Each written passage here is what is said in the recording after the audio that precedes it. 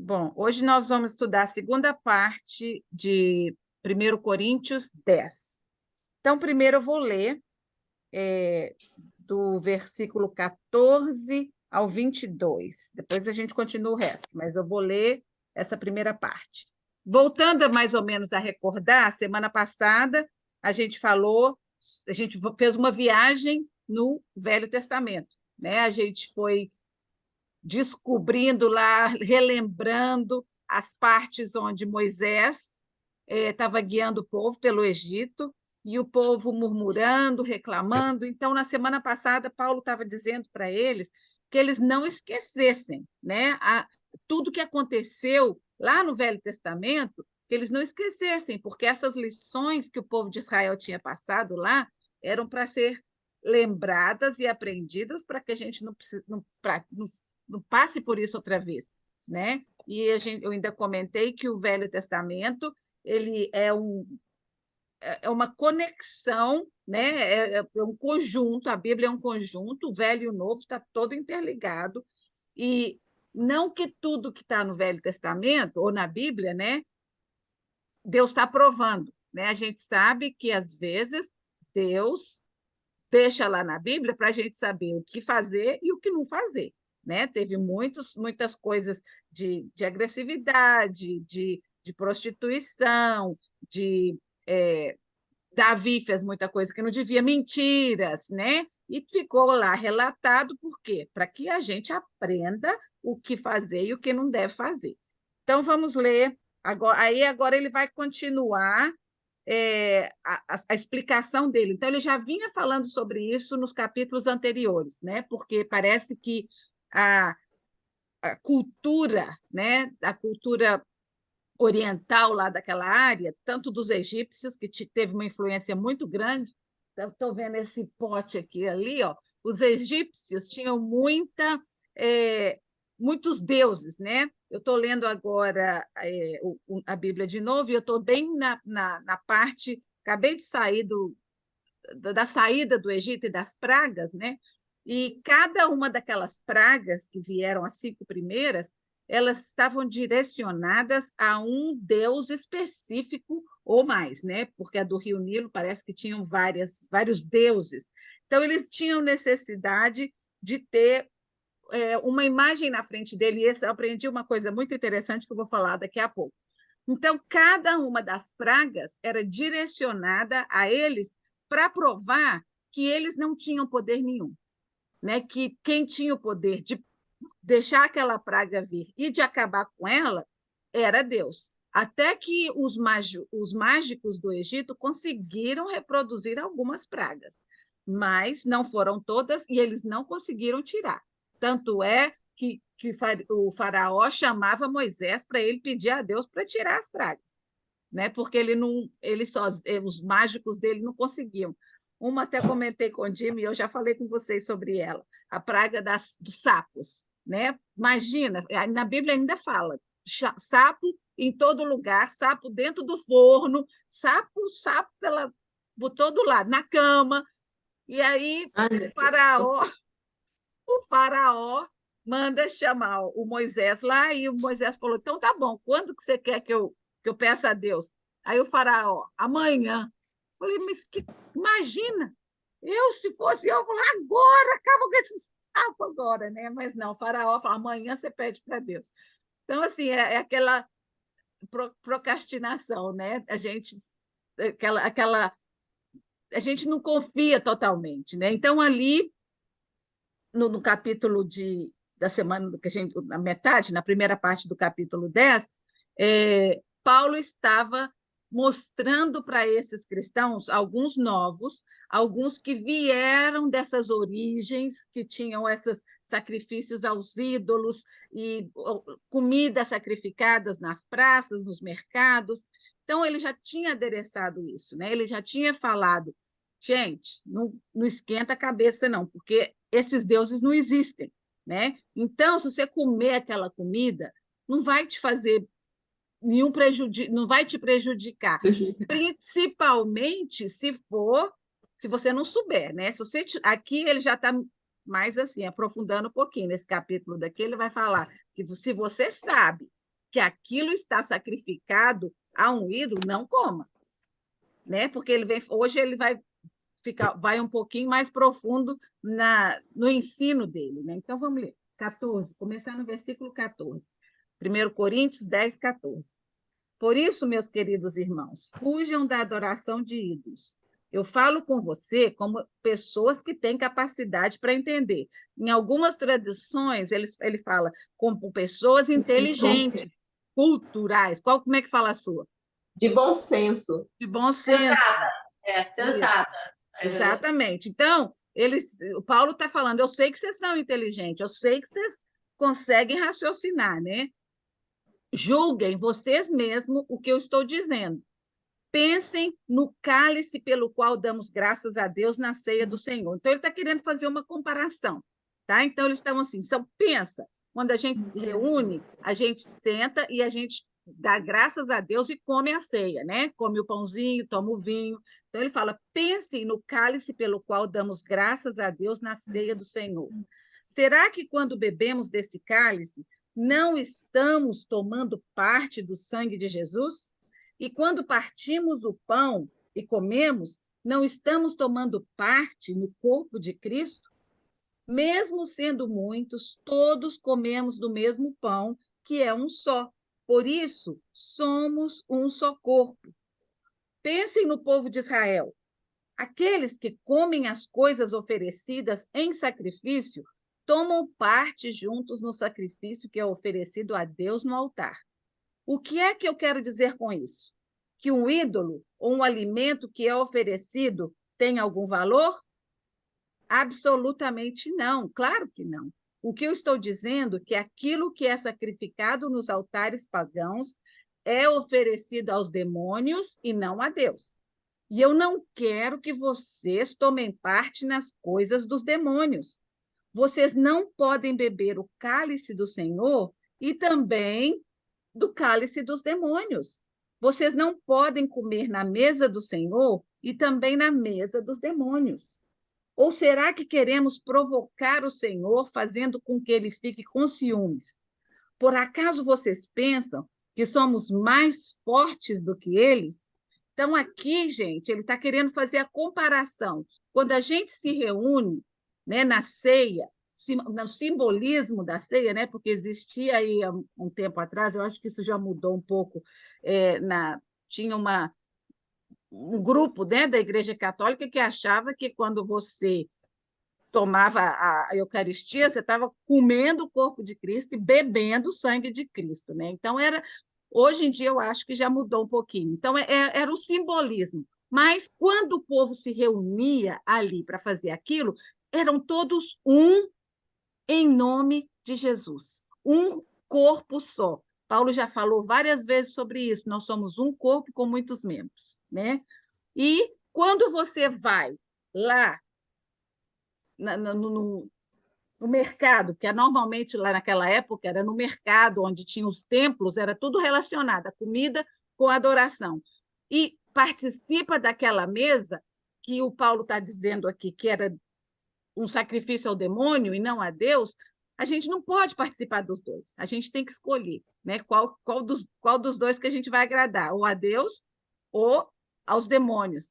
E Deus é zeloso, então nós vamos ver um pouquinho aqui sobre o zelo de Deus. Mas antes da gente começar, eu queria saber de vocês, hoje só tem duas pessoas, então eu quero que vocês duas me deem o seu parecer, né? Porque eu ainda não acabei, ainda estou acabando de escrever, mas eu mando para vocês mais tarde. O que é um ídolo para você, Joira? O que é um ídolo? Quando Paulo está dizendo assim sobre ídolos, né? A Bíblia fala no Velho Testamento, Deus falou muito sobre isso, e a semana passada eu falei o que nós, os evangélicos, e eu já mudei muito meu parecer, né? A grande diferença entre os evangélicos e os cristãos é as imagens que os católicos adoram e a gente não, mas eu quero saber, na sua opinião, porque eu sou uma pessoa que está estudando as duas, né? Mas eu quero ouvir uma de cada vez. O que é um ídolo? Não, ídolo que você fala religioso? Porque ídolo, para mim, é alguém que a gente admira. Isso, Que a exatamente. Isso gente é um admira. ídolo. Uhum. Isso. E para você, Isso é... Nilton? Ah, não somente que admira, mas hoje em dia, por exemplo, muita gente admira um cantor, faz uma Uhum. idolatria com um cantor. Exatamente. Ator, uma coisa está tudo errado, não pode. Você não tem como. Mas estou falando a gente, não eu e você e a Jória, porque a gente tem a consciência de que a gente não pode fazer isso. Mas muitos jovens fazem. Mas Seguem. a questão acho que é diferente. Ídolo e idolatria, né? Você Exato. Aí idolatra. a idolatria eu vou perguntar em seguida. Então, primeiro eu quero saber o Isso. que é um ídolo, né? Então, exatamente. Ídolo é É, uma pessoa ou algo que você admira, que você admiro. tem apreço, né? Que você acha que é interessante, ou que é inteligente, ou que alguém que você admira, né? E a idolatria? Então, o que é a idolatria? É você cultuar uma coisa que você não pode. Isso. É. E não pode mesmo. Uhum. Entendeu? Idolatria. Cultuar. Eu acho que é essa a palavra mesmo. Então, olha só, eu busquei no dicionário, tá? Aham. No dicionário secular, a definição, tanto de ídolo quanto de idolatria. Então, Idolatria. ídolo no dicionário é uma celebridade por quem se tem grande admiração ou a quem se ama apaixonadamente. Ele é um ídolo da juventude, igual você falou, né? Aqueles cantores, artistas, de alguma maneira, esporte, O jogador de familiar, futebol, né? Minha mãe. Para mim, isso. é. Então, ídolo também, isso no dicionário, é Uhum. uma figura, estátua, que representa uma divindade que se adora. É uma imagem que é o objeto de culto e representa uma divindade. Na religião, a pessoa que se atribui a qualidades divinas ou representação de um ser fantástico com atributos divinos. Pessoa a qual se prodigam labores excessivos. Então, isso é a definição de ídolo no dicionário. Idolatria, no dicionário, é a ação de cultuar os ídolos, o culto que se faz aos ídolos. Excesso de amor, admiração, demonstrada de maneira exagerada. Na religião, isso é no sentido figurado, tá? Na religião é o culto das imagens ou das esculturas de santos. Isso foi no dicionário que eu achei. Então, hoje nós vamos falar um pouquinho sobre a idolatria. Não, a gente já falou aqui que nós aqui não falamos de o que nos divide, nós falamos do que nos une, né? Então, por isso que eu quis ler primeiro. Por quê? Porque a semana passada eu falei, idolatria não é só isso, né? A gente vai chegar no aspecto bíblico da idolatria, o que eu coloquei aqui, que diz assim: quando estudamos o que é idolatria, isso aqui é dentro do parecer bíblico que eu acho e que eu pesquisei, tá? Quando estudamos o que é idolatria, percebemos que a sua prática é um pecado claramente repreendido e punido por Deus, em toda a Bíblia, né? Mas não é só uma imagem ou uma pessoa. Qualquer coisa que se torna um ídolo para o homem e se coloca no lugar de Deus na sua vida. Então, se alguma divindade, ou se alguma pessoa, ou se algum trabalho, ou uma profissão, ou um filho, ou um marido, ou uma família, qualquer coisa que ocupa na sua vida um lugar mais importante do que Deus, isso é idolatria e Deus não se agrada disso, né? Estilo de vida, um carro. Então, tem muitas coisas. Então, devemos entender que um ídolo é tudo aquilo que obtém lealdade, honra e que pertencem exclusivamente a Deus. A Bíblia está cheia, gente. Se vocês leem o Velho Testamento, a coisa que mais entristeceu o coração de Deus foi Israel dar as costas para ele e ir buscar as coisas que as outras pessoas faziam em volta. né? Deus tinha criado um povo santo, um povo que era, como a Bíblia diz, a menina dos olhos de Deus. E eles deram as costas para esse povo, né? Então, hoje nós vamos falar um pouquinho da nossa consciência, né? Que a gente tem que estar consciente. Eu estou agradando a Deus ou desagradando? Porque o meu objetivo aqui com vocês é criar uma intimidade maior com Deus. Né? Eu adoro ver quando vocês mencionam que a Nilta falou umas semanas atrás, né? Que você está muito mais próxima de Deus, você chega na igreja, você tem aquela presença viva na sua vida. Né? Eu quero que você tenha essa presença aí, nessa cadeirinha sentada, onde você estiver, porque Ele está presente com a gente. Onde a gente está, Deus está presente. Né? Então, nós vamos hoje. Agora, vocês podem botar no silencioso, a não ser que vocês quiserem fazer um comentário, que hoje nós vamos falar, vamos deixar assim mais abertinho. Se não tiver barulhinho atrás, pode deixar com o microfone aberto. Elze, Então, eu acho, Elze, que a gente. Eu estou falando por mim, tá? uhum, Nós somos cristocêntricos. exatamente, isso é que a gente tem que ser. Cristocêntricos. Agora, na religião católica, nós pegamos os santos como exemplos. Uhum. Nós não idolatramos. Nós temos exemplos de Uhum. vida e de santidade. Amém. Mas somos cristocêntricos. Isso, amém. Isso eu acho que realmente esse é o ponto principal, né? Jesus tem que ser o centro. Né? E eu acho assim, nenhuma dessas pessoas que a gente admira, tanto na Bíblia quanto que viveram servindo a Deus, se eles pudessem ver como as pessoas mudaram um pouco, né? Eu fico triste de ver as pessoas se ajoelhando diante de uma imagem, sabe? Porque você está prestando adoração àquela imagem. Né? Então, isso me dói o coração, porque eu acho que as pessoas não têm a consciência.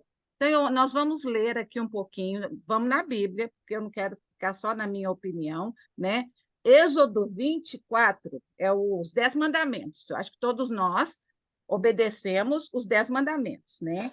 Então, Deus falou para Moisés, olha as coisas mais... Onde ele começa isso aqui, ó? Então, falou Deus todas essas palavras. Aí ele vem, eu sou o Senhor teu Deus, Yahvé. Né? Essa palavra é tão forte em hebraico que eles não usam nem as vogais. É YHWH, porque ela carrega um peso muito forte. Né? Eu sou o teu Deus que te tirei da terra do Egito, da casa da servidão. Então, o primeiro mandamento, não terás outros deuses diante de mim. Deuses com letra minúscula, né? Não, segundo, não farás para ti imagens de escultura, nem semelhança alguma do que há na terra, nos céus, nem debaixo da terra, nem nas águas debaixo da terra. Então, Deus claramente, eu acho que a sua Bíblia deve falar a mesma coisa, não farás imagens. Bom, essa semana eu escutei uma coisa super interessante, que eu acho que a gente tem que buscar a razão, né? Quando que tudo isso começou? Então ela fala assim: o ser humano tem uma inclinação natural de colocar a sua fé em coisas visíveis. Isso é uma coisa natural do ser humano, né? Se a gente vê, eu acho que concretiza um pouco a nossa fé, né? O fato de que nosso Deus não tenha uma forma física para adorá-lo, somos desafiados a colocar. Então, assim, para adorar esse Deus que não tem forma, né? Algumas pessoas tentaram colocar forma num velho de barba branca, cabeça branca num trono, que não, a gente sabe que não é assim, né? Então, para adorar esse Deus, a gente precisa botar de lado o instinto natural nosso, né? A gente tem que crer pela fé, né? Além dos olhos, muitas vezes até além das emoções, né? Porque até aquela música que eu coloquei para vocês há um tempo atrás, que fala: ainda que eu não sinta, né? Ainda que eu não esteja vendo, Deus, eu sei que ele está aqui, eu sei que ele está atuando, né? Então, a gente precisa de entrar num nível de fé superior, além do que os olhos estão vendo. E é nesse momento que a gente consegue agradar a Deus de verdade. Quando você fecha o seu olho e você não precisa de ver nada na sua frente, você só sente a presença dele na sua vida. Não precisa de concretizar uma coisa terrena para a gente poder sentir a presença dele, né? Deus tem ciúme de nós, os seus filhos. Ele é zeloso. Ele quer, de todas maneiras, proteger o seu relacionamento conosco. Gente, ele fala que aqui mesmo, ele fala assim: não adorarás, nem lhe darás culto, porque eu sou o Senhor teu Deus, Deus zeloso, Deus ciumento, ele é ciumento de nós.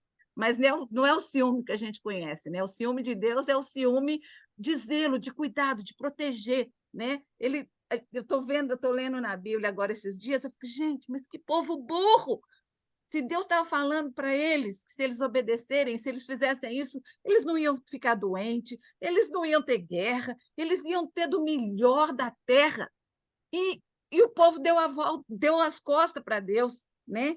Então ele fala: eu sou um Deus zeloso que visito a iniquidade dos pais nos filhos até a terceira geração e a quarta, e abençoo até a 10ª geração. Então, assim, Deus é um Deus, gente, que tudo que ele quer é um relacionamento conosco, desde o Jardim do Éden, né? Quando ele criou o homem e a mulher, ele vinha todo dia de tarde e tinha aquele momento gostoso com Adão e Eva e conversava. E aí, que bichinho que você que botou nome hoje? Como é que foi o seu dia? Era aquela coisa íntima de pai e filho, né? Então, quando isso foi quebrado, Deus continuou indo de encontro ao homem, né? E o homem sempre para trás, sempre dando as costas, sempre desobedecendo. Vamos em Êxodo 19, 5.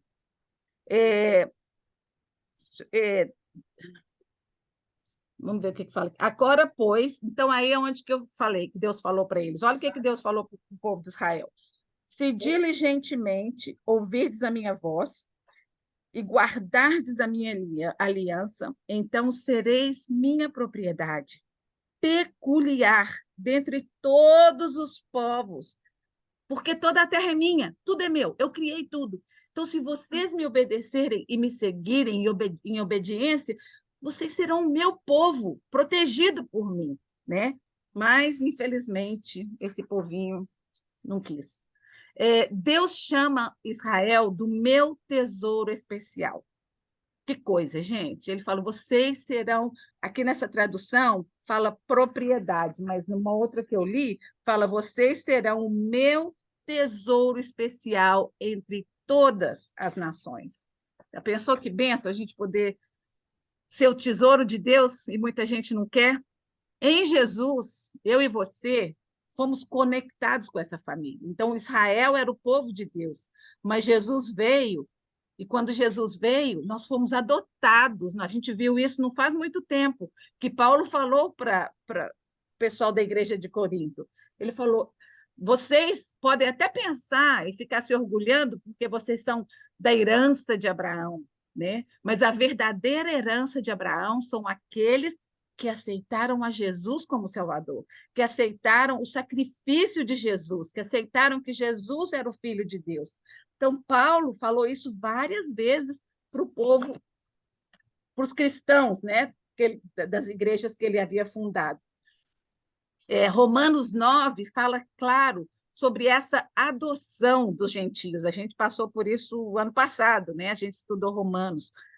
9 e 8 fala assim: noutras palavras, não são os filhos naturais os judeus que são filhos de Deus, mas os filhos da promessa. Todos aqueles que confessam a Jesus Cristo, que Jesus Cristo é o Filho de Deus, é que são considerados descendência de Abraão. E ainda em Efésios 1, 5, Paulo falou: em amor nos predestinou para sermos adotados como filhos por meio de Jesus Cristo, conforme o bom propósito da sua vontade. Então, nós somos adotados na família de Deus, nós somos a família, a herança, nós fazemos parte dessa herança. Tá? Então, o mesmo zelo que Deus tinha pelos judeus, lá no Velho Testamento, quando ele deu os 10 mandamentos, ele tem esse mesmo zelo por mim e por você, ele tem ciúme de nós. Então, ele não quer que a gente gaste as nossas louvores e adorações e honra com outra coisa que não seja com ele. Ele quer ser o nosso Deus. Né? Paulo reafirma, aqui ele está dizendo, eu sei que vocês estão inteligentes, então usa o bom senso, porque os coríntios se achavam assim meio superiores. Né? A gente viu isso nos capítulos anteriores de Corinto, que eles se achavam super inteligentes, super conhecedores de tudo, e que podiam fazer o que queria. E Paulo vem falando, hoje nós vamos ver isso. Paulo falou, gente, pensa no seu próximo, pensa no irmão do lado, né? Então, o problema evidente naqueles dias, e também que era evidente no tempo de Moisés, era a idolatria, né? A idolatria que colocava tudo na frente de Deus, né? Eles ficavam com inveja dos pessoal que tinha os seus templos, os seus altares, e eles não tinham. Eles tinham o quê? Um montinho de pedra, onde eles tinham que sacrificar o animalzinho e pronto. Então, eles achavam que isso não era suficiente, que eles precisavam de mais, o olho precisava ver, né? Precisava ter um contato mais físico, né? com o motivo da adoração dele. Então, no versículo 16, quando ele fala da comunhão, né, a gente não pode ter comunhão com Deus e com Satanás. Eu lembro, semana passada, até comentei com vocês, uma música que cantava na minha igreja, fala, domingueiro nunca seja não, né? No domingo ele é santarrão, na segunda, terça, quarta, quinta, sexta, sábado, não é santo não, né? Então, a gente não pode, eu fico triste às vezes quando eu vejo as meninas pedindo oração, né? Claro, cada uma tem a sua fé, mas aí vai lá para o centro espírita de não sei o quê, e vai para as orixá de não sei aonde, sabe? Gente, isso Deus não se agrada. A gente não pode servir a duas coisas, a gente tem que servir a Deus, o único Deus verdadeiro, só a Ele, né? Devemos viver em unidade o corpo de Cristo. Né? Eu fico muito triste quando eu vejo pessoas que eu reconheço que são cristãs, que amam a Deus, mas ainda acham que precisa de mais um pouquinho, né? Ah, não, mas eu vou fazer isso por se acaso, né? De repente, então assim você está dizendo que não foi suficiente, que Jesus não é suficiente para você, que Deus não é suficiente. E Ele é mais do que suficiente. Ele é mais do que capaz. Ele é capaz. E eu acho tão lindo que Deus não é só um Deus do câncer, Ele é o Deus do resfriado também, sabe? A gente pode pedir para Ele para sarar a nossa dor de cabeça do mesmo jeito. Às vezes eu fico umas dor, né? Eu contei para vocês a experiência da minha dor aqui na cadeira, que nunca mais voltou. E eu tenho certeza que Deus me curou. Né? Então, outro dia, apareceu uma outra dor no braço, aí eu fiquei assim, não, gente, pedir a Deus, estou com duas amigas passando por um problema tão sério de câncer, e eu vou ficar pedindo a Deus uma dorzinha no meu braço, né? Depois eu falei, não, vou pedir sim. Falei, Deus, em nome de Jesus, mas vai lá e cura minha amiguinha também. Então, assim, a gente não precisa preocupar que nem pedir um estacionamento perto da porta, né, gente? Isso prova que nós temos intimidade com o nosso Pai, né? Que a gente está, assim, qualquer momento eu vou buscar dele a solução para o meu problema, né? Às vezes eu estou dirigindo, aí na hora que passa, às vezes, podia ter batido e não bateu, eu falo, ai, Deus, obrigada. Obrigada por o Senhor colocar os seus anjos ao redor de mim. Então, Deus é o que está na frente da minha mente. Deus, Deus, Deus, Deus, Deus. Ninguém mais, nada mais. E é isso que Ele quer. Ele quer que você vá direto nele o tempo todo, sem medo, porque Ele está aberto, Ele está disposto para te receber, né? Paulo já havia dito antes que o que está em nós é maior do que o que está no mundo. Lembra que ele falou isso há uns 2 capítulos atrás, né? Que o que está em nós é maior. Então, aqui ele vem falando que não tem problema, né? ir lá e fazer aquilo lá, mais na frente ele vai falar que é outra vez, que a gente tem que ter cuidado com as pessoas que estão nos assistindo, né? Para não provocar que alguém caia na fé ou que alguém se desanime. Isso é a coisa mais importante, é a gente não atrapalhar a fé do irmão.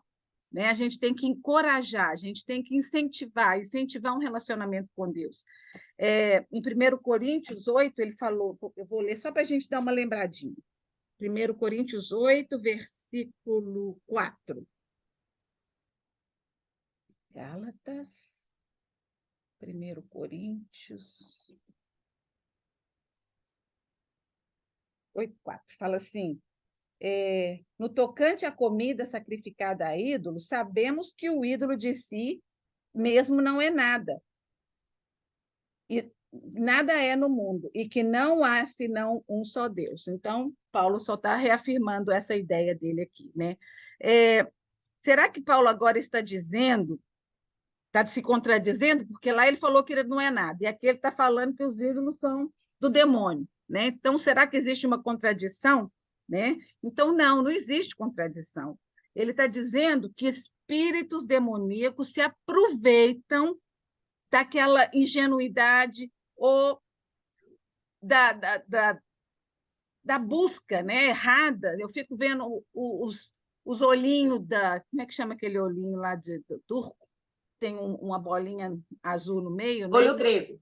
Isso, o olho negro. As pessoas usam aquilo como um talimã. Olho grego. Isso. Usam isso como um talimã. Pelo contrário, gente, isso, em vez de trazer coisa boa, vai trazer coisa ruim.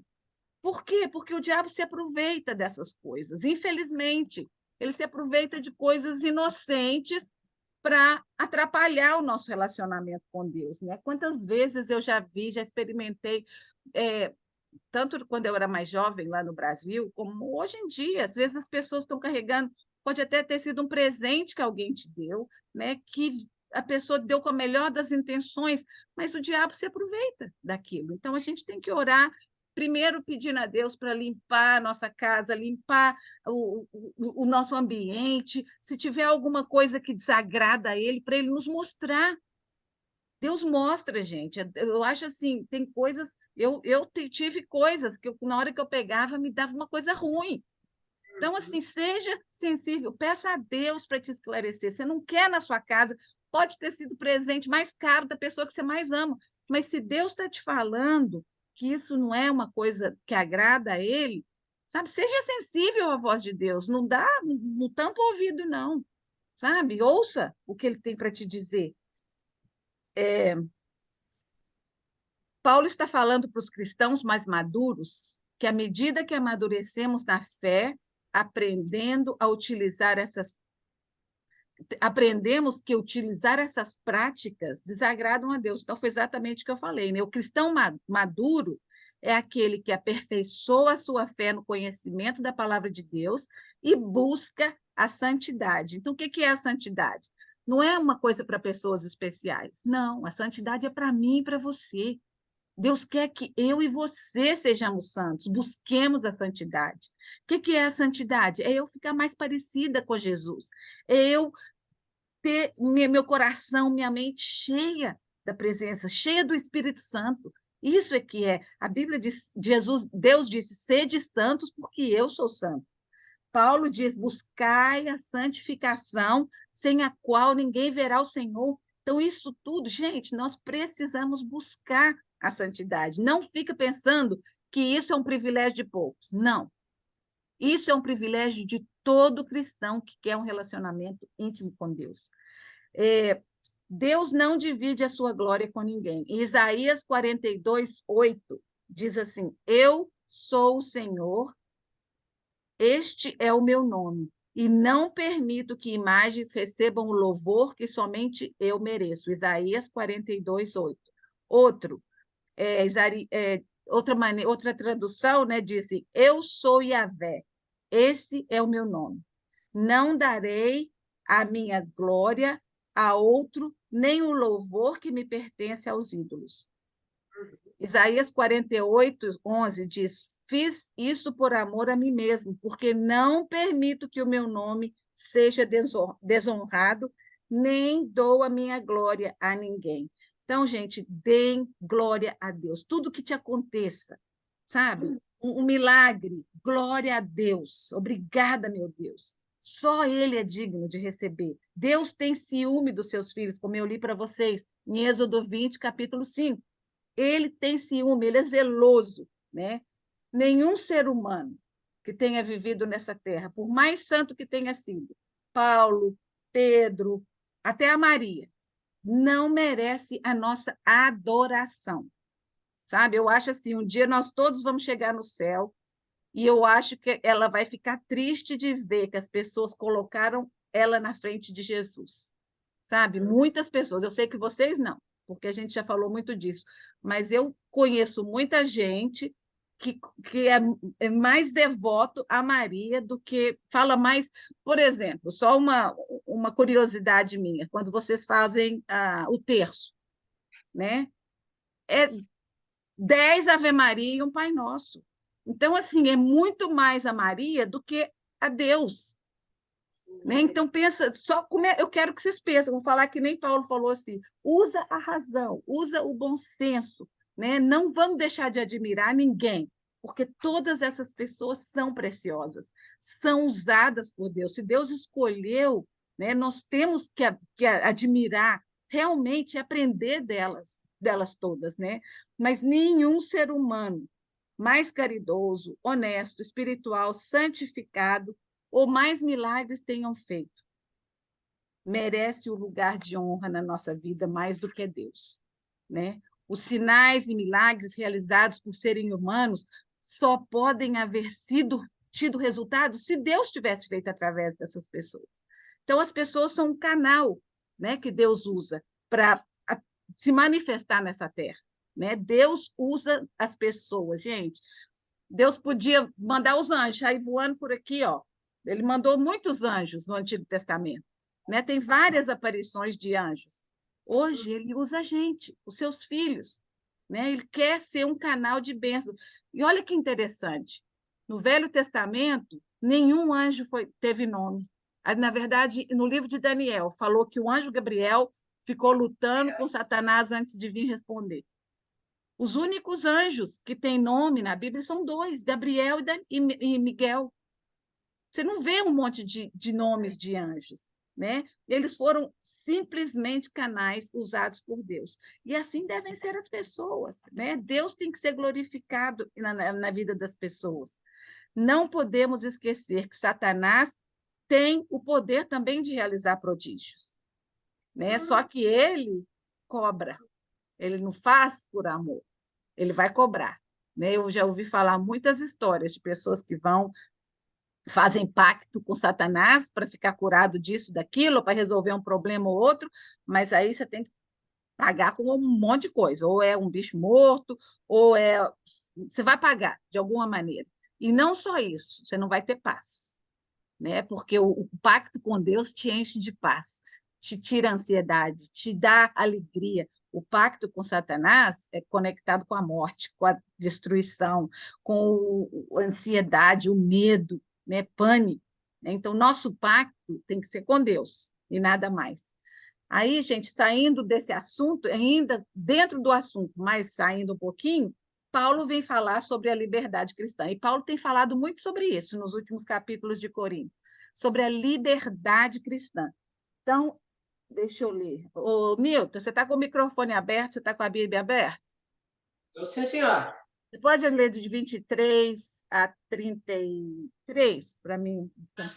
E é uma parte que eu gosto muito, que aqui fala, tudo é permitido, mas nem tudo é oportuno. Exatamente. Nem tudo me convém. Nem tudo. Então, lê para mim. Tudo é permitido, mas nem tudo é oportuno. Tudo é permitido, mas nem tudo edifica. Ninguém busca o seu interesse, mas o do próximo. Comei de tudo o que se vende no açougue, sem indagar de coisa alguma por motivo de consciência. Do Senhor é a terra e tudo o que ela encerra. Vai até onde você mandou? Até o 33, até o final do capítulo. Se algum infiel vos convidar e quiserdes ir, comei de tudo que vos puser diante, sem indagar de coisa alguma por motivo de consciência. Mas se alguém disser, isso foi sacrificado aos ídolos, não o comais, em atenção àquele que o advertiu e por motivo de consciência. Dizendo consciência, refiro-me não à tua, mas à do outro. Uhum. Efeito, por que razão seria regulada a minha liberdade pela consciência alheia? E se eu, como com ações de graça, e por que serei eu censurado por causa do alimento pelo qual rendo graças? Portanto, quer comais, quer bebais, ou façais qualquer outra coisa, fazei tudo para a glória de Deus. Não vos tornei causa de escândalo, nem para os judeus, nem para os gentios, nem para a igreja de Deus. Fazei como eu, em todas as circunstâncias, procuro agradar a todos. Não busco aos meus interesses próprios, mas os interesses dos outros, para que todos sejam salvos. Amém. Amém. Então, aqui, Paulo está dizendo, porque as pessoas falaram assim, ó, então pronto, então eu posso fazer o que eu quiser, né? Já que não é proibido, então vou fazer, né? Olha só, podemos fazer de tudo o que queremos, sim, mas nem tudo é bom. Então, eu achei muito interessante, olha só, um estudioso falou assim, um princípio para construir a nossa vida cristã, né, e o relacionamento, não é apenas evitar o prejudicial, mas buscar o que é bom. Né? Eu não vou só evitar o que é ruim, eu vou buscar o que é bom, eu vou querer buscar o que é bom. Só porque algo é permitido não significa que seja benéfico. Né? Então, eu posso comer de tudo. Né? Eu posso, Paulo falou, pode comer, mas não vai te fazer bem. Ou se você vai escandalizar um irmão, deixa de fazer. Né? Paulo falou isso no capítulo anterior. Ele terminou o capítulo fazendo isso, né? Que ele se sacrificava, ele esmurrava o seu corpo em sacrifício para a salvação de muitos. Né? O lema dos coríntios era: todas as coisas me são lícitas. Ninguém deve buscar o seu próprio bem, mas sim os dos outros. A minha liberdade de fazer o que eu quero termina quando essa liberdade compromete o meu relacionamento com Deus ou o relacionamento de alguém com Deus. Olhando para mim fazer alguma coisa, se pode escandalizar, eu não vou fazer. Jesus veio para servir, e foi exatamente isso que ele ensinou em Mateus 20, 28. Né? Eu vim para servir e não para ser servido. Então, Paulo estava dizendo, devemos ser exatamente como o Filho do Homem. Isso aqui é lá em Mateus. Ele não veio para ser servido, e sim para servir e dar a vida em resgate de muitos. Então, Paulo aqui vem oferecendo algumas orientações práticas. Né? Então, ele fala, se alguém te convidar para comer, e você vai lá na casa daquela pessoa e as comidas foram tudo sacrificadas, se você não perguntar de onde que vem, come, não preocupa não. Agora, se você sabe de onde que vem, aí evita. Né? Então, se é uma coisa que... E por isso que a gente ora antes de comer, né? A gente abençoa. Por quê? Porque se eu não sei de onde que vem, eu não vou receber aquela como é que chama a palavra que eu estou querendo? Maldição. Né? Se eu sei de onde que vem, ou pode me fazer mal, ou eu posso escandalizar alguém. Até a própria pessoa que está te testando, como as pessoas testaram a Jesus, né? Quando Jesus andou na Terra, as pessoas viviam atrás dele testando. Nós também somos testados. As pessoas vêm te dar uma provocadinha para ver se você vai se render, ou se você realmente é forte, ou se a sua fé realmente é verdadeira. Né? Então, a gente tem que viver com sabedoria. Né? A gente tem que viver Deus, me dá sabedoria. Espírito Santo me ajuda, me ilumina, me esclarece, né? Me dá aquela sabedoria de agir da maneira certa no momento difícil ou nos momentos certos, né?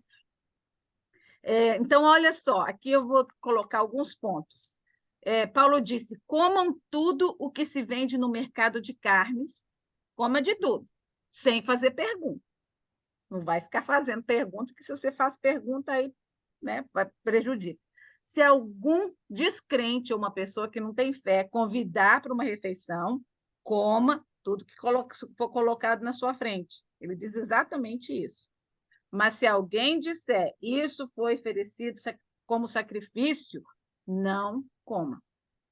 Rejeite, fala, não gosto, ou depende. Eu acho que tem situações que a gente tem que expressar. Olha, eu simplesmente sinto muito, mas eu prefiro não aceitar, né? Outras vezes você só fala, não, muito obrigado. Né? Então, é aquela sabedoria de discernir, o discernimento de eu estou sendo testada e eu preciso dar um testemunho mais forte da minha razão, ou eu só preciso falar, não, muito obrigado. Né? Às vezes a gente não precisa se justificar o tempo todo. Então, a gente tem liberdade dentro de um limite, né? O limite de agradar ou desagradar a Deus e o limite de ofender ou escandalizar o mais fraco na fé, né? Aí vem o versículo de 31 a 33. Portanto, quando vocês comem ou bebem, ou fazem qualquer outra coisa, façam tudo para a glória de Deus. Tudo na nossa vida deve ser feito para a glória de Deus. As coisas mais minúsculas, gente, Deus se importa. As coisas mínimas da nossa vida. Vivam de tal maneira que não prejudiquem os judeus, nem os não-judeus, nem a igreja de Deus. Façam como eu. Procuro agradar a todos em tudo que faço, não pensando no meu próprio bem, mas no bem de todos, a fim de que eles possam ser salvos.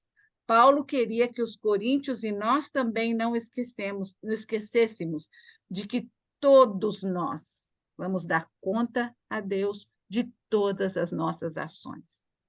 Todos nós vamos aparecer diante do trono de Deus um dia. Né? E existe aquela diferença dos salvos, né? Eu estava até conversando com minha vizinha, segunda-feira, levei ela para almoçar, e ela estava assim, mas o que você acha? Se a pessoa aceitou Jesus, crê em Jesus, crê que ele é o Filho de Deus, creu que ele perdoa os pecados, mas aí a pessoa se afasta e você acha que ainda vai para o céu se morrer? Eu falei, vai. Porque a Bíblia diz que a única condição para ir para o céu é aceitar a Jesus Cristo como Senhor. Agora, vai ter muitas outras etapas. Tem gente que eu escuto falar assim, eu quero nem que seja para ficar no estacionamento do céu. Eu falei, não, eu quero uma mansão na Rua de Ouro, cheia de pedras de cristal. Eu quero tudo. Agora, para ter tudo, você tem que buscar. Né? A Bíblia, em Apocalipse, fala que tem pedrinhas, que Deus vai colocando pedrinhas na coroa da gente, né? São recompensas pelas coisas que a gente faz aqui. Né? E eu acho também que a gente não pode julgar as pessoas. Né? Até uma pessoa que nunca fala de Deus e não sabe de nada, eu não posso falar se vai para o céu ou se não vai. A única pessoa que sabe é Deus. Quem sabe aquela pessoa no íntimo, ali nas últimas horas, teve uma oportunidade, né, de se arrepender e aceitar Jesus. Então, eu acho que a gente vai ter muita surpresa lá no céu. Vai ter muita gente que a gente fala, você por aqui? Outros que a gente fala assim, uai, mas onde está fulano, né? Que a gente achava que era tão... e não vai aparecer. Então, eu acho que isso não deve preocupar a gente. Eu acho que nós temos que nos preocupar exatamente com isso. Quer comamos, quer bebamos, toda a nossa vida seja vivida para a glória de Deus. Né? E também não nos tornarmos causa de tropeço para os mais fracos. Né? O que é um tropeço? É uma ocasião, dá ocasião para o diabo usar uma atitude nossa para enfraquecer uma pessoa, ou para afastar aquela pessoa do caminho do evangelho. Né? Como Paulo A nossa meta, a minha e a sua, é o desejo de que todas as pessoas sejam salvas. Gente, eu acho assim, a gente às vezes não toma tão em sério, né, a ordem de Jesus, ide por todo mundo e pregar o evangelho a toda criatura. Né? Eu não tenho que pegar um avião e ir para a África, não, gente, eu tenho um campo dentro da minha casa, com meus filhos, meus netos, minha família, minha tia, o vizinho do lado de fora. Né? Então, vamos obedecer essa ordem de ir e pregar o evangelho. Paulo estava disposto a colocar os seus próprios interesses e prazeres de lado, com o propósito de alcançar pessoas para Cristo. Né? Ele estava disposto. Olha aqui no capítulo 9, ver como é que ele terminou. Eu acho que a gente não pode deixar. Paulo, para mim, gente, ele é muito admirável. Capítulo 9 fala assim: assim como corro também, eu, não sem meta, luto não como desferindo golpes no ar. Aqui nessa tradução está um pouco mais difícil de entender, mas olha o versículo 27 de 1 Coríntios 9. Mas esmurro o meu corpo e o reduzo à escravidão, para que, tendo pregado a outros, não venha eu mesmo a ser desqualificado. Então, ele estava dizendo, né? Às vezes eu vou pregando para os outros e esqueço que eu também posso ser desqualificado se eu tiro a minha visão. Aqui ele estava falando da meta, né? Corro com uma meta. Qual é a minha meta? É agradar a Deus, é honrar a Deus. Nada mais, gente. Uma vez que a gente aceitou Jesus como Salvador, a salvação está garantida. Não precisa fazer mais. Ele já fez tudo por nós, né? Então, a nossa meta agora é o quê? Agradar a Deus, honrar a Deus com a nossa vida, né? Paulo termina esse discurso com a frase de grande peso. No versículo 1 do capítulo 11, ele fala assim: sede meus imitadores, como eu sou de Cristo. Imagina? Ele dizer que nós podemos olhar para ele e ser imitador. Por quê? Não porque ele é poderoso, não porque ele é forte, mas porque ele é imitador de Jesus. Né? Então, ele reflete Jesus com a sua vida. Nossa meta principal na jornada aqui na Terra deve ser honrar e glorificar a Deus, gastando tempo estudando a sua palavra, estreitando nosso relacionamento e intimidade com Ele, e proclamando a salvação em Jesus Cristo às pessoas que ainda não experimentaram o novo nascimento. Novo nascimento é aquilo que nos faz fazer parte da família de Deus.